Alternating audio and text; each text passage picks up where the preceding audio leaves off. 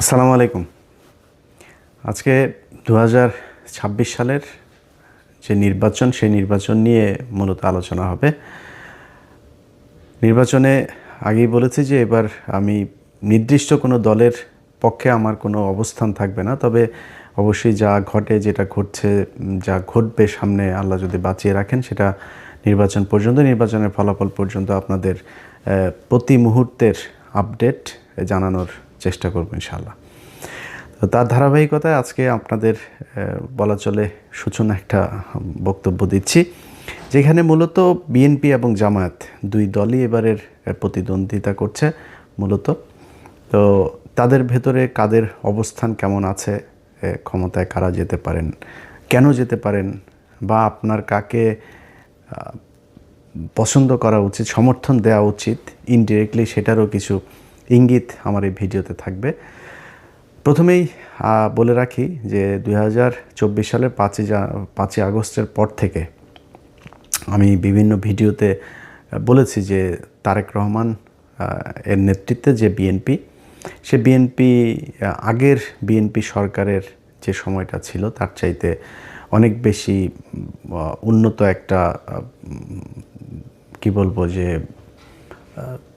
ভালো কিছু করবে, এরকম একটা সরকার তারেক রহমান করবেন। তার কিছু, তিনি যে বলেন যে আই হ্যাভ এ প্ল্যান, আসলেই তার একটা প্ল্যান আছে, এবং এটা আমি তার খুব ঘনিষ্ঠ লোকজনের সাথে তার যে কথাবার্তা হয় তাদেরও অনেকের কাছেই শুনেছি। এবং তার কিছু জিনিস যদি আপনারা দেখেন, গেল কয়দিনে তারেক রহমান দেশে যাওয়ার পর থেকে এখন পর্যন্ত আপনি দেখবেন যে এই বিএনপি হ্যাঁ ভোটের বিরুদ্ধে, সরাসরি না ভোটের পক্ষে অবস্থান নিয়েছিল। যখন সালাউদ্দিন বিএনপির একেবারে সামনের সারিতে নেতৃত্ব দিচ্ছিলেন মনে হচ্ছিল, তো তারেক রহমান দেশে যাওয়ার পরপর বিএনপি এখন হ্যাঁ ভোটের পক্ষে সরাসরি ক্যাম্পেইন করছে। তারপরে কিছু কিছু জায়গায় আবার বলা হচ্ছে যে বিএনপি এই বিসমিল্লাহ সরিয়ে দেওয়া হচ্ছে সংবিধান থেকে, এই হ্যাঁ ভোটের পক্ষে ভোট দিলে। একদম মিথ্যা একটা কথা। সংবিধানের যেসব অনুচ্ছেদগুলো পরিবর্তন করতে চায়, সংস্কার করতে চায়, একমাত্র সেই অনুচ্ছেদগুলো নিয়ে কথা বলা হচ্ছে। বিসমিল্লাহ এটা প্রস্তাবনায় আছে, এটা নিয়ে কোনো আলোচনা হয় না, এটাতে টাচই করে নেই। এটার কোনো সংস্কার চায় না, যে কারণে ওই আলোচনা এই ইয়েতে নেই। তো এটাকে বোঝানো হচ্ছে যেহেতু এই সংস্কারের এই জায়গায় নেই, সংস্কার এই জায়গায় থাকবে না, তো পুরো সংবিধান তো সংস্কার করা হচ্ছে না, সংবিধান তো আর বাতিল করে দেওয়া হচ্ছে না, সংবিধান এই সংশোধন করার একটা বিল আনার পক্ষে কাজ করছে। তো সেইখানে যেগুলো যেগুলো সংশোধন করা দরকার সেটার ব্যাপারে আলোচনা হয়েছে। যেহেতু সংস্কারের মধ্যে বিসমিল্লাটা নাই, এটারে মানুষের মধ্যে শোনানো হচ্ছে যে বিসমিল্লা থাকবে, বিসমিল্লা থাকবে, বিসমিল্লার হাতই দেওয়া হবে না, ওইখানে আছে যেইভাবে আছে সেইভাবেই, যে অনুচ্ছেদ পরিবর্তন হবে সেটা নিয়ে শুধু আলোচনা হবে। তো এরকম বিএনপি তারেক রহমান দেশে যাওয়ার পর থেকে হ্যাঁ ভোটের পক্ষে এখন ক্যাম্পেইন শুরু করেছে। বিএনপি যাওয়ার পরে মির্জা ফখরুল ইসলাম ওবায়দুল কাদের, তিনি আপনার মাথায় টুপি টুপি দিয়া বললেন কি, কোরআন সুন্নার বিরুদ্ধে কোনো আইন বিএনপি সরকার ক্ষমতায় গেলে হবে না। ও হইল নরেন্দ্র মোদীর পোলা, এই মির্জা ফখরুল। নরেন্দ্র মোদীর পোলা এখন কয় যে কোরআন হাদিসের বিরুদ্ধে আইন করা হবে না। এগুলি সব এই তারেক রহমানের গুতা, এই গুতায় এগুলো সোজা হয়েছে। তো এরকম কিছু কিছু পরিবর্তন দলের ভেতরে এসছে, এবং আমি জানি না বিএনপি ক্ষমতায় যেতে পারবে কি না। এবার বিএনপি যদি ক্ষমতায় যায়, যদি নাও যায়, 5 বছর পরেও যায়, তখন আমার ওই একই বক্তব্য থাকবে, এখন যেটা বলছে আগেও যেটা বলেছে। সো আমি এই 5 তারিখের পর থেকে এখন পর্যন্ত যতগুলো ভিডিওতে এই ধরনের বক্তব্য দিয়েছে যে তারেক রহমান অনেক সুন্দর কিছু, ভালো কিছু করবে, তার কিছু ভালো উদ্দেশ্য আছে, ভালো কিছু পলিসি আছে, এগুলো বলার পরে আমার যারা লোকজন আছে তারা আবার বলে নাটক কম করো, পিও টিও এইসব কমেন্ট করে। তো যাই হোক, আমি আমার বক্তব্যে এখনও যেই জায়গায় আছি, আগেও যেই জায়গায় ছিলাম, ভবিষ্যতে ওইখানেই থাকবো, যে তারেক রহমান ভালো কিছু একটা করবে। এখন সমস্যাটা যেটা হবে সেটা হলো যে তারেক রহমান একা কতটুকু পারবে। এই তারেক রহমান দেশে যাওয়ার দেশে আসার আগ মুহূর্ত পর্যন্ত আপনারা দেখেছেন যে বিএনপির কথাবার্তা কত কিছু। তাহলে তারেক রহমান যদি ক্ষমতায় যায়, ওই লোকগুলোকে নিয়েই তো তারেক রহমান লন্ডনে থাকা অবস্থায় আমরা দেখেছি যে কয়েকশো বিএনপির লোকজনকে আপনার করা হলো, বহিষ্কার করা হলো সুনির্দিষ্ট চাঁদাবাজির অভিযোগে। সেই লোকগুলোকে আবার ব্যাক আনা হয়েছে এবং ওই লোকগুলো 53 জন না কতজন যেন আপনার এই নির্বাচনে ধানের শীষ নিয়ে নির্বাচন করছে। তাদের বহিষ্কার আদেশ প্রত্যাহার করে তাদেরকে নিয়ে আসা হয়েছে, মনোনয়ন দেওয়া হয়েছে, নির্বাচন করছে তারা। তো বাংলাদেশের মানুষ সবাই জানে আপনি নিজে সার্টিফিকেট দিয়েছিলেন যে হি ইজ চাঁদাবাজ। এখন আপনি তাকে মনোনয়ন দিয়ে বললেন যে ওরে এই চাঁদাবাজকে তুমি ধানের শীষে ভোট দাও। মানুষ তাহলে কারটা শুনবে? মানুষ তো জানো চাঁদাবাজ। এই লোক দিয়ে তো সম্ভব হবে না। সমানে আপনার এই দুই দেশে নাগরিক, দ্বৈত নাগরিকত্ব নিয়ে আপনি নির্বাচন করতে পারবেন না, কিন্তু আপনি করছেন। তা আপনার তো উদ্দেশ্যই আপনি 5 বছর চুরি করবেন, করে আবার ফের আওয়ামী লীগের মতো পলায় বিদেশে যায় খাবেন। আপনি নাগরিকত্ব করছেন না কেন? আপনি ছাড়ছেন না কেন? তারপরে ব্যাংক লোনে আপনি নির্বাচনের আগেই, ক্ষমতায় যাওয়ার আগেই আপনি কি বলে এটার কি বলে ঋণ খেলাপি। তো একজন ঋণ খেলাপি যখন কিনা নির্বাচনের আগেই চুরি করে ক্ষমতায় আসতে চায়, ও তো নির্বাচিত হয়ে ক্ষমতায় গেলে পুরো ব্যাংক দখল করে ফেলবে, পুরো ব্যাংক ধ্বংস করবে। এই আওয়ামী লীগের মতো, আওয়ামী লীগ যা করেছে সেভাবে ও ব্যাংক ধ্বংস করে ফেলবে, পুরো ব্যাংক খাবে বসে বসে। সেই চোর বাটপার লুচা। আমার চুয়াডাঙ্গার কথা বলি। আমার চুয়াডাঙ্গায় জামাতের প্রার্থী হলো একে অ্যাডভোকেট রাসেল ভাই, আর বিএনপির প্রার্থী হইল গিয়া শরীফুজ্জামান শরীফ। তিনি একাধারে চাঁদাবাজ, ধান্দাবাজ, দখলবাজ, টেন্ডারবাজ, সবশেষ ধর্ষক। ধর্ষণের অভিযোগ করেছে এক নারী। কেন অভিযোগ করেছে? সেও বিএনপি করতো, স্কুল শিক্ষিকা, গান গায়, শিল্পী। সেই নারীকে আপনার ধর্ষণ করার অভিযোগ করার কারণে তাদের স্বর্ণ চোরাচালান এই মামলায় ঢুকাই দিয়ে তারা জেলে রেখেছে, এখনও জেলে। এই সপ্তাহে হয়তো বা সে ভালো একটা সুসংবাদ পাইতে পারি, সে সম্ভবত বের হবে। তো এই ব্যক্তিরা যদি আপনি জামাতের রাসেল ভাইয়ের কাছে যদি আপনি শরীফ ধর্ষককে দাঁড় করান, তো মানুষ কাকে ভোট দিবে? সারা দেশে তো একই অবস্থা। এই যে মির্জা আব্বাস আর পাটোয়ারি তো কোনো রিক্সাওয়ালার কাছ থেকে চান্দা নেয় না, কোনো দোকান থেকে চান্দা নেয় না, ফুটপাত থেকে চান্দা নেয় না। চান্দা আব্বাসের কাজে চান্দা নেওয়া। সারা জীবন চান্দাবাজি করেছে, এখনও চান্দাবাজি করে। এই যে আপনি ওনারা অনেক সময় বলে বেড়ান যে জামাতের লোকজন হইল গিয়া কিচ্ছু করে না, জামাতের লোকজন কোনো কষ্ট করে নাই, জামাতের লুকিয়ে লুকিয়ে আরামে তারপরে আওয়ামী লীগ সেজে তারপরে রাজনীতি করেছে। জামাতের কয়জনের ফাঁসি হয়েছে, জামাতের কতজন জেলে গিয়েছে, জামাতের কতজন রিমান্ডে গিয়েছে, জামাতের কতজন গুম হয়েছে, কতজন অঙ্গ হারিয়েছে, এটা হিসাব করতে চাইলে হিসাব করেন, তাহলে বুঝবেন যে কাদের উপরে কত নির্যাতন হয়েছে। চান্দা আব্বাসের পুরো ঢাকা ব্যাংক আরামসে তার বেড়েছে, আরও বাড়তে থেকেছে। তারপরে আপনি এই যে মীর কাশেম আলী, তার ছেলে পর্যন্ত আপনার গুম হয়ে একদম কী অবস্থায় বের হয়েছে আপনারা দেখেছেন সেগুলো। তো এই অবস্থা, এটা হলো জামাত আর বিএনপির মধ্যে।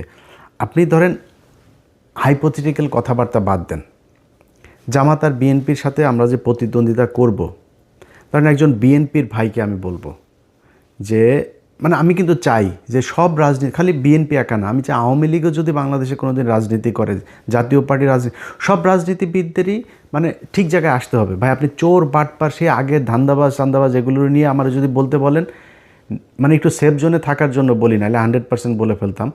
99.9% আপনার চোর, জাস্ট চুরি করার জন্য এখানে রাজনীতি করতে আসে। একদম সব, বিএনপি বলেন, আওয়ামী লীগ বলেন, জাস্ট চুরি করার জন্য রাজনীতি করতে আসে। আর জামাতকে বলা হয়, জামাতও নাকি ওরা হয়েছে চাঁদাবাজি করে, জামাতও নাকি চাঁদাবাজি করে। জামাত চাঁদাবাজি কেমনে করে? ওই যে ইয়ানত নেয়, এটাও বলে চাঁদা। তো ও ইয়ানত নেয়, ওর পকেটে টাকা দিয়ে ও সংগঠন করে, রাজনীতি করে। আর আপনি মানুষের টাকা নেওয়ার জন্য রাজনীতি করেন, মানুষের কাছ থেকে চাঁদা নেওয়ার জন্য রাজনীতি করেন। এগুলি বলে কি আপনি বুঝাইতে পারবেন? জামাতটা আপনি বলবেন 71-এর রাজাকার, এগুলি বলে কি আপনি আমার জামাতটার পেছনে নিতে? মানুষ কেন যেখানেই যায়, যেখানেই শুনেন জামাতকে, আমরা এবার জামাতকে ভোট দিব, জামাতকে ভোট দিব, হ্যাঁ, মানে এরা আবার বলে বট বাহিনী দিয়ে এগুলি করা হয়। তো ডাকসু নির্বাচনে কি হয়েছে? ছাত্র সংসদ নির্বাচনগুলো সব জায়গাতে কেন এই ভরাডুবি? সবশেষ যক্ষ নির্বাচনে সবাই মিলে, ওই যে বিকাশ, নুরু টুরু সব কটার দল মিলে এসে তারপরে শিবিরের বিরুদ্ধে লাগলো, তাও পারলো না। তো কেন হচ্ছে এরকম? এটা এমনি এমনি? আপনার কি মনে হয় জাহাঙ্গীরনগর বিশ্ববিদ্যালয়, ঢাকা বিশ্ববিদ্যালয়, সব বিশ্ববিদ্যালয়গুলোতে সবাই শিবির করে এখন, সবাই জামাতে যোগ দিয়েছে? নো। কি করেছে? তাদের এই সাধারণ মানুষ যারা, সাধারণ ভোটার যারা, তারা দেখেছে যে ছাত্রদলের চরিত্র আর ছাত্র শিবিরের চরিত্র, না, এটা তো আকাশ পাতাল পার্থক্য। আমরা তো যা শুনি সব মিথ্যা কথা। এদেরকে বলা হয় এরা হইল গিয়া এই ৭১ ওর মারে এটা করেছে, ওর বোনেরা এটা করেছে। খুঁজে পায় না। সারা বাংলাদেশে যে মেজর আখতারুজ্জামান, তিনি এদিন একটা কথা বলেছেন যে ভাই ৭১ জামাতে ইসলামের সংগঠনের সব মিলায় লোক ছিল না ৩০০ জন। তারা ৬৪ জেলায় একদম সংগঠন করে, এই যে রাজাকার বলা হয়, রাজাকার জিনিসটাই তো মানে বিকৃতভাবে উপস্থাপন করা হয়েছে। রাজাকার ছিল পাকিস্তানি বাহিনীরা, এই যে ব্রিজ কালভার্ট যেগুলো ভেঙে দিচ্ছিল মুক্তিযোদ্ধারা, এগুলো রক্ষণাবেক্ষণের জন্য তাদের ইউনিফর্ম ছিল চৌকিদারদের মতো। আপনি মেজর আক্তার নিজেও এই কথাটা বলেছে। এটা এর আগেও আমরা বিভিন্ন বইতেও পড়েছি। আপনি বিভিন্ন বিদেশি যেসব ডকুমেন্টারিগুলো ছিল তখনকার, সেগুলো তো গেলেও দেখবেন। এটা কোনো রাজনৈতিক দলের ছিল না, জামাতের কোনো সংগঠনই ছিল না তখন সেইভাবে, মানে জেলা ভিত্তিক। ঢাকা শহরে একটা ছোট্ট একটা ছিল, ওইটা নিয়ে তারা রাজনীতি করতো। তো এটাকে বানানো হয়েছে রাজাকার। তারা বিভিন্ন মানুষের হরিণ ধরে নিয়ে নাকি পাকিস্তানিদের দিয়ে কার মারে মারে করায়, তারপরে আকাম কোকাম করায় ওদের সজীব ওয়াজের জয় পয়দা হওয়া, এইগুলো বানানো হয়েছে। এগুলো তো ভাই মানুষ এখন বলে করা যাবে না। এখন করতে হবে কি? আপনাকে রাজনীতি করতে হইলে ওর চাইতে বেটার কোনো রাজনীতি করতে হবে। জামাত ইসলাম এই একটা সংবাদ সম্মেলন করবে, ওদের একটা মিটিং হবে, ওদের দলের কাউন্সিল হবে। পদ দেওয়ার নাম বলার পরে সে জানেও না কিসের লবিং টবিং, সে জানেও না কে হবে। সে কান্না করে, নামাজ পড়ে, সেজদা দেয়। কেউ কারোর পক্ষে কোনো বিপক্ষে বিদ্রোহী প্রার্থী কোনো কিছু নাই। এনসিপির পোলাপান, অখ্যাত পোলাপান, চেনে না কেউ এলাকায়। কেন্দ্র থেকে সিদ্ধান্ত হয়েছে তাকে লক্ষ্মীপুর ১ আসনে দেওয়া হবে। বিশাল প্রভাবশালী জামাত ইসলামের বিরাট মানে হেভিওয়েট প্রার্থী সরে গিয়েছে। এই যে মাহফুজের ভাইকে দিয়েছেন ওই আসনের যে জামাতের প্রার্থী, উনি ভীষণ জনপ্রিয়, দাঁড়াইলেই পাশ করবে এরকম একজন প্রার্থী। দল বলেছে মাহফুজের ভাইকে দিতে হবে, সরে গিয়েছে। কোনো আপত্তি নেই।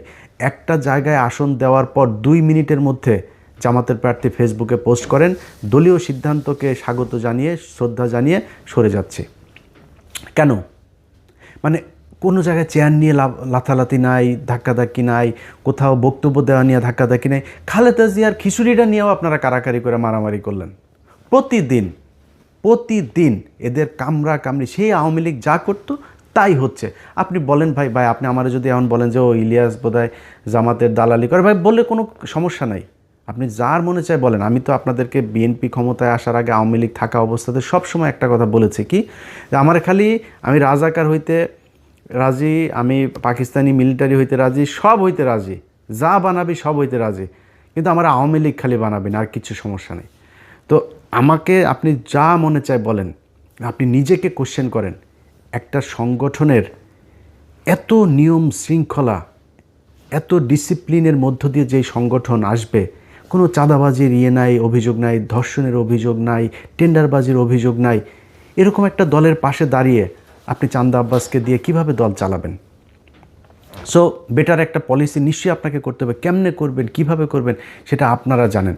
কিন্তু আমি মনে করি যে যদি নাকি আপনি মনে করেন বিএনপি ক্ষমতায় যদি আসেও তারপরেও বিএনপিকে ক্ষমতায় টিকে থাকতে হলে, পরবর্তী নির্বাচনে আবার ক্ষমতায় আসতে হলে, এখন অনেক চামচা অনেক তেলবাজেরা বিএনপির হয়েছে, যারা গত ৬ বছরে যারা তারেক রহমানকে চেনেই না, তারেক রহমান লন্ডনের কি এরকমও বসে বসে টকশো করেছে, সেই সব লোকজনও এখন নিজেদেরকে স্বঘোষিত বিএনপির দালাল হিসেবে পরিচিত করার সুযোগ। এত ইজ্জত বেচতে পারবো না ভাই, এত নিচে নামতে পারবো না। আল্লাহর রহমতে আল্লাহ না খাওয়ায় রাখেন না, আল্লাহ গরিবও বানায় নাই। আল্লাহর রহমতে যতটুকু খাওয়ার দরকার হয়, আল্লাহ যতটুকু পড়ার দরকার হয়, যতটুকু নিজের চাহিদা আছে, আল্লাহর রহমতে করার মতো শক্তি আল্লাহ দিয়েছেন। আল্লাহ যেন এই জায়গায় রাখে, কারোর কাছে যেন চাঁদাবাজি ধান্দাবাজি হাত না পাতায়, তাইলেই হবে, আর কোনো কিছু দরকার নেই। কিন্তু যে পরিমাণে ন্যাকেট হইয়া মানুষের গালাগালি শুনা তারপরে দলের দালালি করে, নিকৃষ্টতম একটা কাজ। তারা যে গরিব মানুষ তা না, কিন্তু তারপরে মানুষ যা বলে বলুক আমার একটু সুবিধা পাইতেই হবে, জোর করে তারেক রহমানের প্রশংসা করে তারপরে তার বিএনপির দালাল সাজতে হবে। এখন এইসব লোকজনের কাছে যদি আপনি আবার বিএনপির ব্যাপারে শুনেন, অনেক সুন্দর সুন্দর কথা যারা 6 বছর বিএনপির ব্যাপারে বহু নেগেটিভ কথা বলেছেন, আমরা আগেও যেভাবে বলেছি এখনও সেভাবেই বলছি, ভবিষ্যতেও, যেহেতু বিএনপির একটা বিশাল শ্রেণী ভারত বিরোধী মানুষ আছে এখানে সবাই চান্দা আব্বাস না, এখানে সবাই শরীফুজ্জামান শরীফ না, এখানে অনেক ভালো মানুষ আছে। সো বিএনপির সবচেয়ে বড় কথা হলো জিয়া পরিবার, তারা ভারত বিরোধী, এটা পরীক্ষিত, ইতিহাস এটার সার্টিফিকেট দিয়েছে। আমি তার বিরুদ্ধে কেন যাব? আমার তার বিরুদ্ধে বলতে হবে কিসের জন্য? এটার যদি নাকি গঠনমূলক সমালোচনা করে তাদের যা যা ঠিক করা দরকার সেটা ঠিক করতে হবে। এটা যদি ঠিক না করেন তাহলে ভবিষ্যৎ অন্ধকার।